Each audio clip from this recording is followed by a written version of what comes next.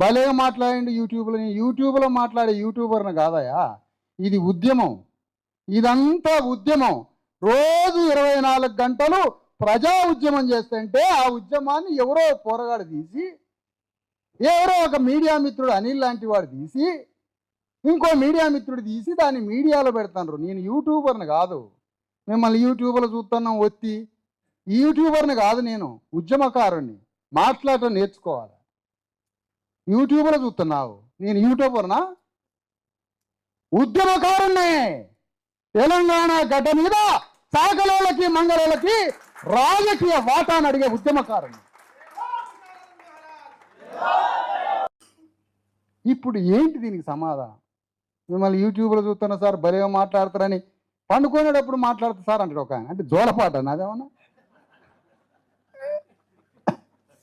చాలా మంది సార్ పండుకునేటప్పుడు చూస్తా.